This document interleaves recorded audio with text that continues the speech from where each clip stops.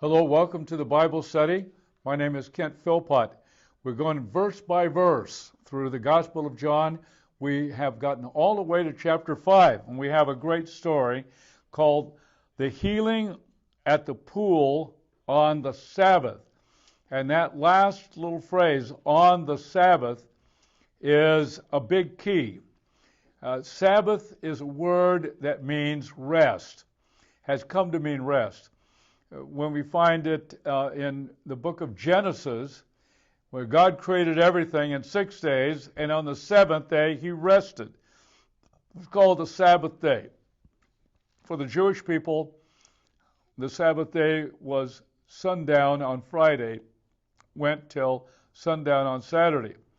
Later on, it became, as far as Christians observed it, was on the day Sunday, the actual day of Sunday, which, well, depending on if you were Roman or Jewish, how that time would run. It either start at 6 in the morning or it would start at midnight. But anyway, so the Sabbath and Sunday.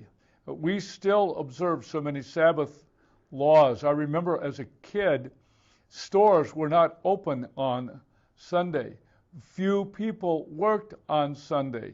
How life has changed in the period of time of just my own lifespan.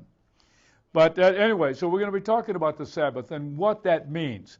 It really means something different than a 24-hour period or a specific day like a Saturday or Sunday. To do so, to insist, let's say, resting on whatever day you think is the Sabbath, that you can't do any work, that is to miss one of the great themes of the Bible. I hope I'll be able to make this clear. All right, let's get into our text here. So we have, there's going to be another healing, and I want to point out that chapters 5 through 10, John starts to present the reasons why Jesus is having conflict with the religious authorities, from 5 to 10. Now, 2/3 of the Gospel of John, 2/3 of the Gospel of John have to do with the last week of Jesus' public ministry and just before he is crucified in the resurrection. So 2/3 so we're in this period where the Apostle John is explaining and presenting how it is that Jesus came into conflict with the religious leaders. And I will say one thing right here.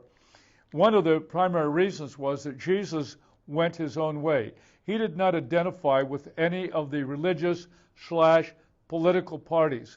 Not the Pharisees, who, in my opinion, would have been the far left, nor the Sadducees, the far right, nor the Essenes, those people who went out in the desert, established the Qumran community, the Dead Sea Scroll people, nor the Zealots, nor the Herodians.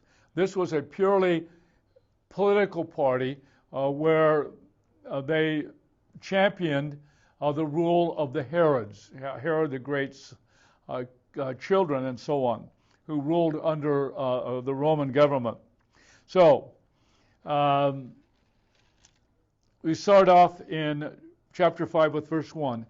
After this, there was a feast of the Jews, and Jesus went up to Jerusalem. Now, an indefinite period of time has taken place between what we read in chapter 4 and this, the healing of the official's son from a distance.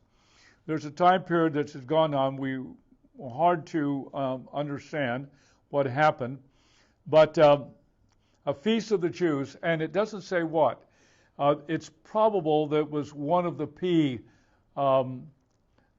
feasts, either Purim, which celebrated the deliverance of the Jewish people from the hands of the Persians, from the Persians.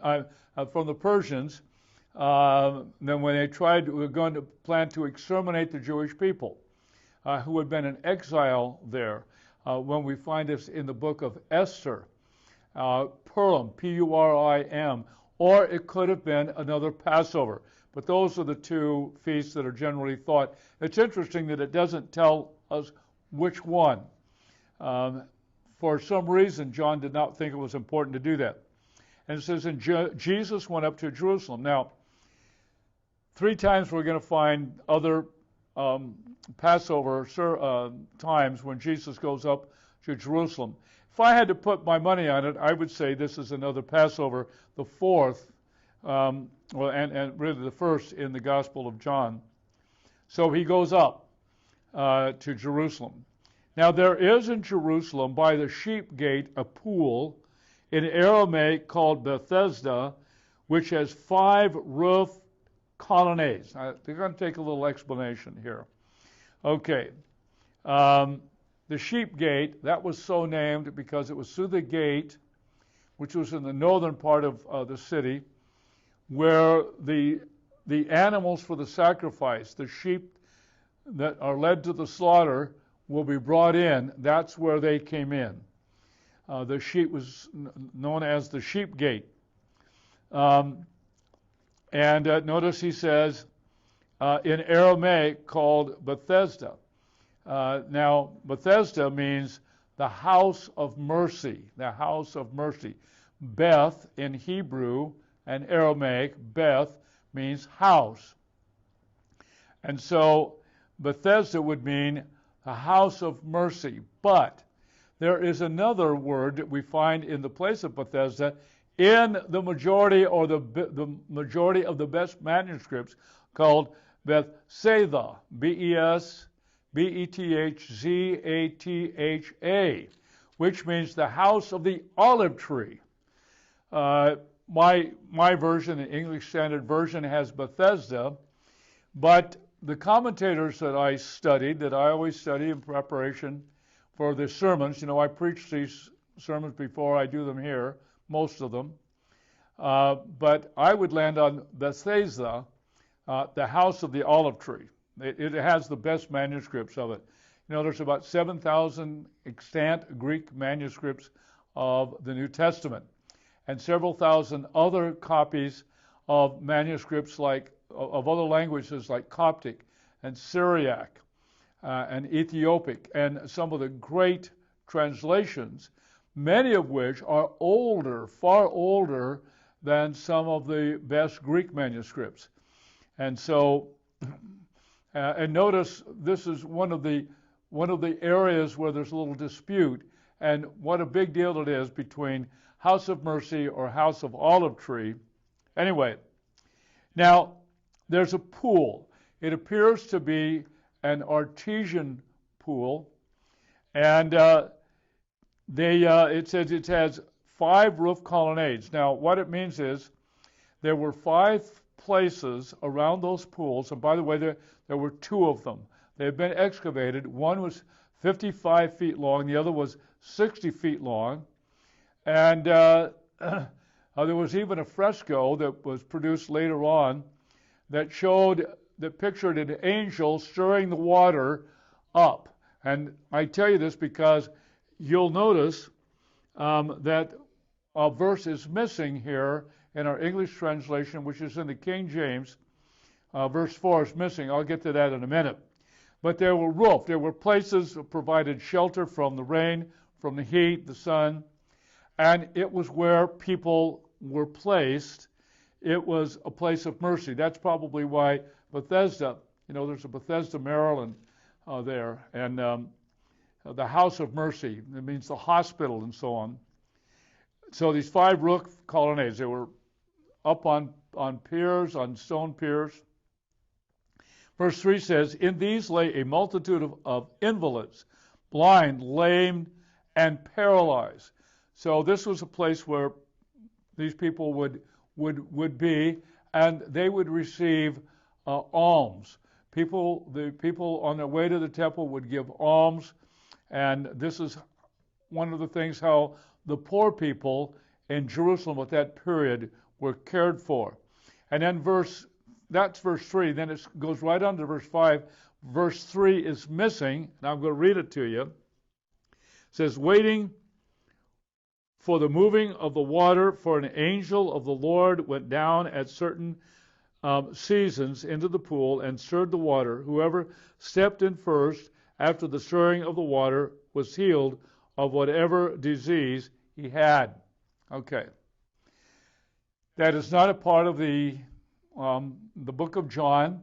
It got added at least several hundred years later, 300 or 400, 500 years later, but it communicated a kind of a fable, a tale that was told about this.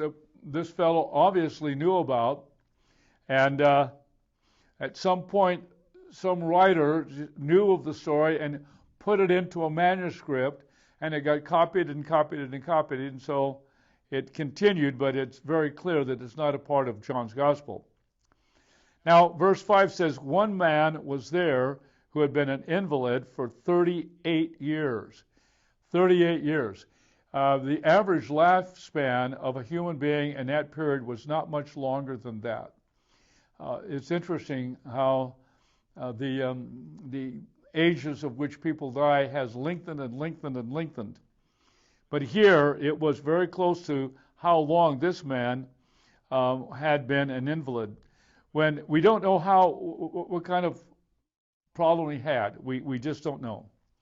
When Jesus saw him lying there and knew that he had already been there for a long time, he asked him, do you want to be healed? Now, to make this short, the text, the grammar here indicates that Jesus had asked around. This was not a miracle point of a word of knowledge like we see in other places like the woman of Samaria and so on.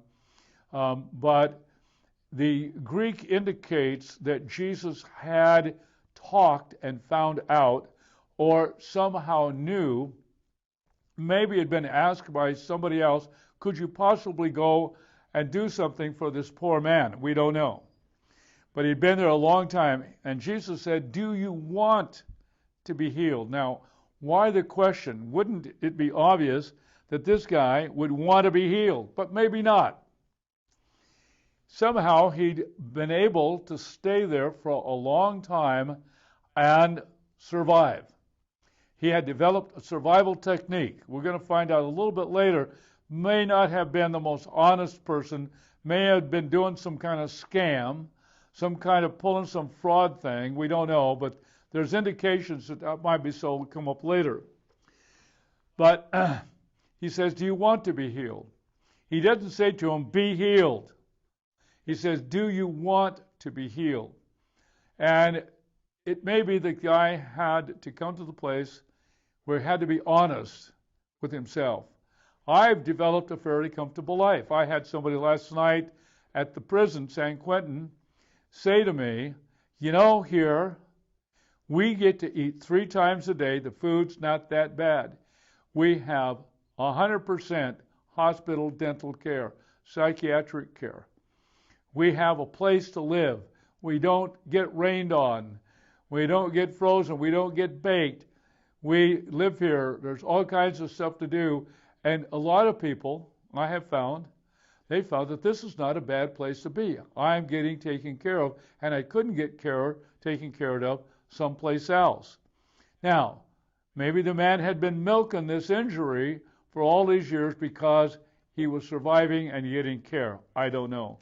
By the way, most convicts do not think that way like I just described. Most of them hate it and want to get out of there as quick as they can. But there's the exception, of course. The sick man answered him, Sir, I have no one to put me into the pool when the water is stirred up, and while I am going, another steps down before me. So, here was the tale, the fairy tale that had been told, that this guy had imbibed. Now, it was an artesian spring. Water would come up. It would bubble up. And the water would be stored. And so the fable was handed down generation after generation. And you have to ask yourself, why didn't anybody help him? Why didn't somebody come to his aid and help him get down there? But it was such, his impairment was such, that he couldn't move quick enough, and somebody else was down there, lickety-split, and they just thought, well, that's it. I lost again. I don't know. But it's an indication that this guy was a little bit different than we might think he was. Jesus said to him, "Get up, take up your bed, and walk." And at once the man was healed, and he took up his bed and walked. Now, instant healing, unlike the official son that we looked at last week in John 4. But he says, get up, take up your bed and walk. Now, the problem is when Jesus said, take up your bed, it's going to cause a lot of problems. If he had just said, get up, and walk, it wouldn't have been a problem. But Jesus spoke this way very directly. I think that the time had come for Jesus to begin to confront the religious authorities. And this is what's going on here. You'll see. Now, around the Sabbath, all kinds of laws were made. Now, we know in the Ten Commandments that we are not, it said, don't work on the Sabbath. Don't work on the Sabbath. As time went on, the rabbinic tradition had developed 39 laws pertaining to things that you were not to do on the Sabbath. And let me tell you, rigidly enforced. Now, the 39th law was that you are not to carry anything like furniture, anything heavy on the Sabbath, except you could carry a bed if someone were on the bed. In other words, somebody needed to be moved, like on a stretcher. So, they had these laws, and it was a burden upon the people, all the laws. I am familiar with some of them. My first job I ever had was delivering kosher delis to the ladies on Friday afternoon, making the Sabbath, the Shabbat dinner. I worked for a Jewish delicatessen in Los Angeles, first job I ever had. And so I knew about those laws because I used to be a part of American Zionist Association, and most of my friends were Jewish when I was growing up. And so I knew about all the Sabbath laws. And they were very rigidly enforced here at this time. And he was not to carry the bed, not to do it. But so he was healed, took up his bed, and walked. Verse 8. Now that day was the Sabbath. Here John introduces in a dramatic way, this took place on the Sabbath. Bad news. So that was verse 9. So verse 10 is, so the Jews, now when John again uses the word Jews, he means the religious authorities. John himself is a Jewish man. Jesus is Jewish.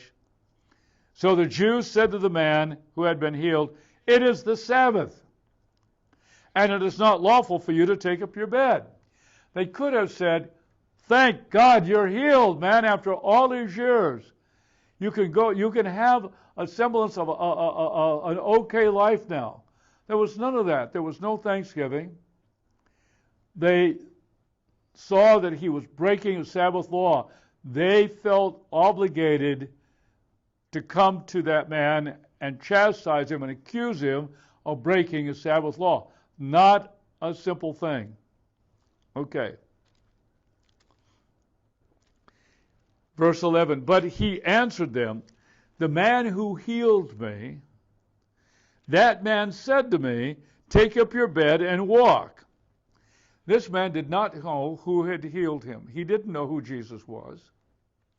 Jesus had just come up to him and said, do you want to be healed?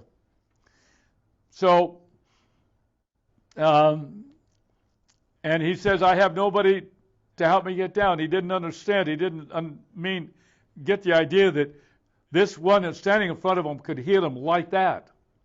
He didn't understand. But all of a sudden he was healed. How we knew he was healed, I don't know. Felt it. Felt it somehow. He had life in his limbs. He was able to move. So anyway, he doesn't know who Jesus is. And he just said, a guy said to me, take up your bed and walk. I was healed. I'm going to do what he said. probably, something like that. Verse 12, they ask him, who was the man who said to you, take up your bed and walk? Who's this guy? Now, they're interested in getting him. They want to go after this guy, ordering that the Sabbath be broken. You see, it happens to people. The mere observance of laws and rituals become more important than the well-being of other people. Love for our fellow brothers and sisters is submerged under rule keeping. And let me tell you, that happens so very quickly, very quickly.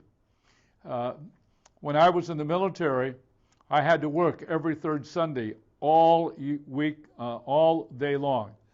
I became a Christian after I was in the military for 2 years. I was a medic, and I would work all night long, from 8 to 8.